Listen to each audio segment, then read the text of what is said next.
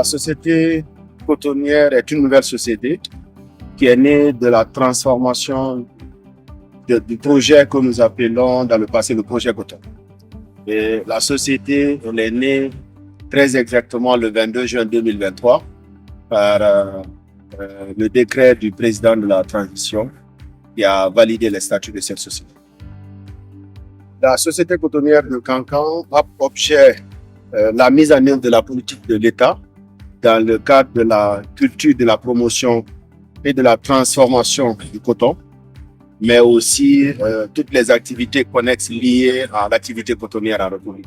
Nous avons également pour mission de favoriser l'implantation de sociétés guinéennes et étrangères dans le cadre de la transformation cotonnière en filature, des sociétés de textile, des sociétés, des ateliers de couture, mais aussi sur la chaîne de valeur des graines.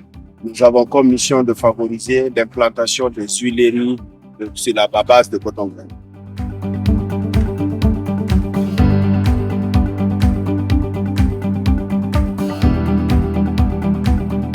Nous avons eu depuis 2022, en ma nomination, travaillé avec les équipes pour essayer de comprendre globalement qu'est-ce qu'il fallait faire. Parce qu'à notre arrivée, on avait trouvé que les activités étaient à l'arrêt carrément. Donc, les autorités nous ont accompagnés pour pouvoir racheter la production et la transformer. Parce que je rappelle qu'on a 2 usines de grainage.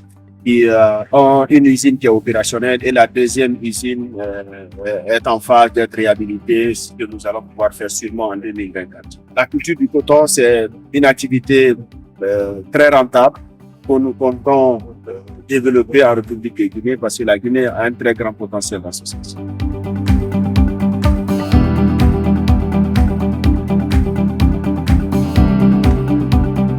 Nous avons des producteurs locaux avec lesquels nous collaborons. Nous n'avons pas de champs. Nous accompagnons les producteurs qui sont bien structurés. Ces producteurs sont structurés en des groupements de producteurs de coton qu'on appelle les GPC à la base, et qui peut regrouper entre 10 à 20, 30 personnes, ça dépend des villages. Et ces groupements sont affiliés à des unions et l'ensemble des unions fédérées autour d'une fédération des producteurs de coton et de vivriers de Guinée. Alors, ces producteurs à la base, avec nos agents d'encadrement qui sont avec nuit et jour, ils expriment des besoins qui représentent des objectifs de culture pour chaque année pour nous. Et après ce recensement-là, nous agrégeons ces données. C'est sur la base de ces données-là que nous lançons les commandes d'intrants, que ce soit des produits phytosanitaires ou que ce soit des engrais. Et lorsque nous avons ces produits-là sont livrés, ces intrants sont livrés, nous les mettons à disposition, à crédit de ces producteurs-là. Nos encadreurs les accompagnent le long de toute l'année en se rassurant que les délais sont bien respectés et que les itinéraires techniques aussi sont respectés dans la culture cotonnière. À la fin de la récolte, nous organisons des marchés et nous pesons le coton dans ces marchés-là que nous évacuons au niveau de l'usine de Cancan. Et après, nous faisons le calcul par rapport à la production pour chaque producteur individuellement pris. Nous calculons la redevance qui lui a été attribuée en début de campagne, qu'on enlève dans ce qu'il a donné comme production et le reste du revenu, nous le redonnons à l'espèce.